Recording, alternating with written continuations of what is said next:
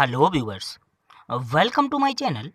आज के इस वीडियो में हम एनसीईआरटी गणित कक्षा 10 की प्रश्नावली 7.1 का प्रश्न 8 हल करेंगे।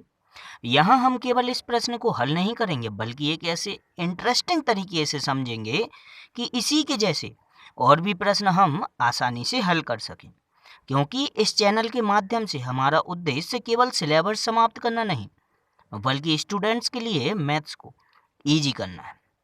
तो करते हैं जैसा कि प्रश्न में कहा गया है, y का वह मान ज्ञात कीजिए जिसके लिए बिंदु P 2, और Q 10, y के बीच की दूरी 10 मात्रक है।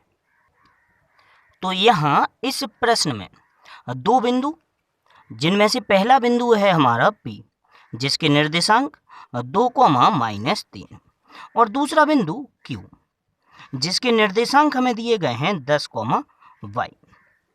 इस Q बिंदु में एक y आ रहा है जिसका मान हमें ज्ञात करना है। यदि इन दोनों ही बिंदुओं को हम मिला दें तो यहाँ हमारा PQ बनता है, और हमसे कहा गया है कि इस PQ की जो दूरी है अर्थात जो लंबाई है वह 10 इकाई है। तो कार्तीय तल में स्थित कोई भी दो बिंदुओं के बीच की दूरी का सूत्र यदि हम देखें तो वह होता है d बराबर √x2 - x1 का whole square plus y2 - y1 का होल स्क्वायर। तो यदि हम PQ के बीच की दूरी ज्ञात करना चाहें जो कि हमें 10 इकाई दी गई है, हम इस सूत्र की सहायता से ज्ञात कर सकते हैं। तो लिखा गया PQ बराबर √ सूत्र जैसे हमारा x2 - x1 और y2 - y1 आ रहा है, तो x1 x2 y1 y2 हम कहेंगे किसे? जो बिंदु हमें दिए गए हैं उनमें से पहले बिंदु के निर्देशांक को x1 y1 और दूसरे बिंदु के निर्देशांक को x2 y2 कहेंगे।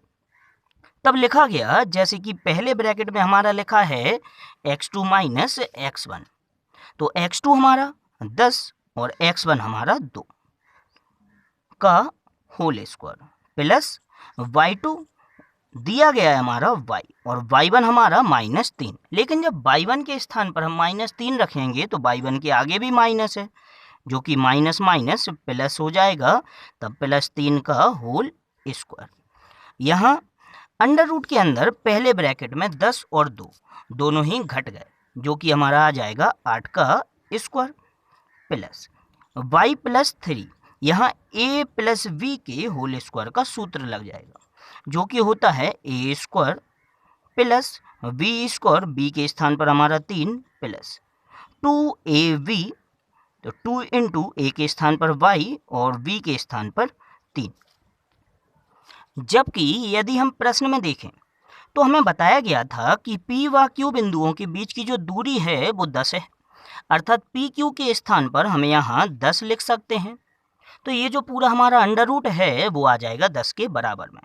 यहाँ 10 बराबर हो जाएगा √8 का वर्ग 64 प्लस y² प्लस 3 का वर्ग हमारा 9 और प्लस 2y और 3 सबका गुणा हुआ, ये हमारा आ जाएगा 6y। अब जैसा कि यहाँ 64 और 9 ये दोनों ही हमारे √ के अंदर क्या हो जाएंगे, जुड़ जाएंगे, तब 10 बराबर √y² प्लस 6y, 64 और 9 जुड़ गए, ये आ जाएगा हमारा 73।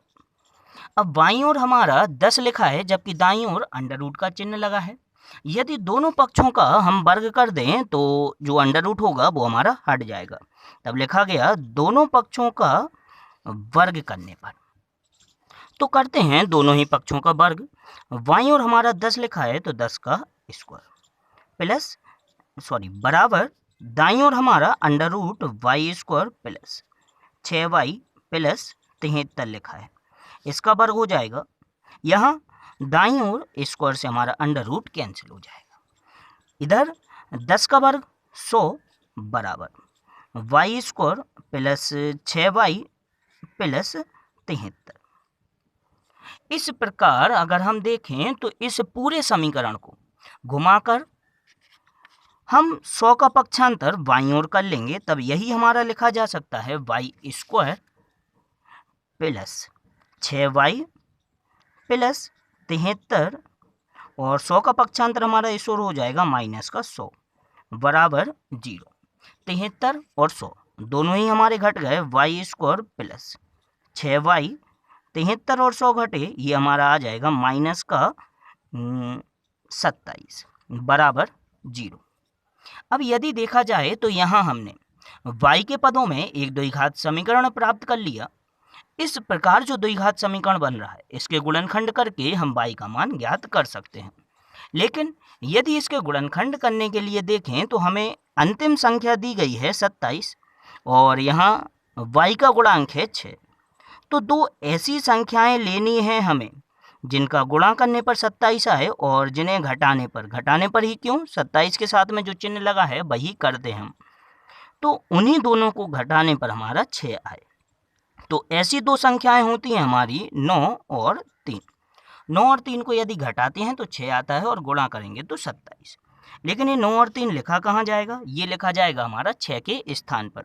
तो 6 हटा के हमने लिख दिया 9 माइनस 3y माइनस 27 बराबर 0। बकाया सारे पद वैसे के वैसे ही लिख दिए गए। अब यहाँ ब्रैकेट के अंदर जो हमारा 9 माइनस 3 लिखा है, ब्रैकेट हटाएंगे वाई स्क्वायर प्लस ब्रैकेट के अंदर y का गुणा हो जाएगा 9y माइनस 3y माइनस 27 बराबर 0। यानी कि 3 पद वाला हमारा द्विघात समीकरण 4 पद में परिवर्तित हो गया।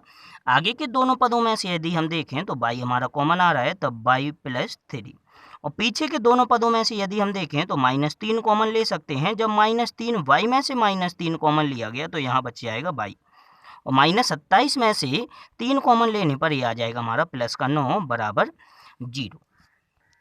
तब यहाँ दो ब्रैकेट हमारे y प्लस 3 वाले बन गए, समान ब्रैकेटों को हमने कॉमन ले लिया, सॉरी y प्लस 9 वाले। तो y प्लस 9 कॉमन लेने पर अगले ब्रैकेट में हमारा आ जाएगा, यहाँ से बचा y और यहाँ से हमारा बच गया -3, तब y माइनस 3 लिख दिया जाएगा अगले ब्रैकेट में, जो कि बराबर है 0 के। अब दोनों ही ब्रैकेटों को इस प्रकार जो हमारा द्विघात समीकरण था उसे हमने दो रैखिक गुणनखंडों में परिवर्तित कर लिया, और इन दोनों ही गुणनखंडों को बारी बारी से हम शून्य के बराबर में रखकर y का मान ज्ञात करते हैं। तो जब पहला ब्रैकेट यानी कि y प्लस 9 बराबर 0 के रखा गया तो 9 का पक्षांतर इस ओर होने पर y बराबर हमारा आ गया माइनस का 9, और जब y माइनस 3 बराबर लिखा गया 0 के, तब y बराबर आता है 3। इस प्रकार y के हमारे दो मान आ रहे हैं, पहला है -9 और दूसरा है 3।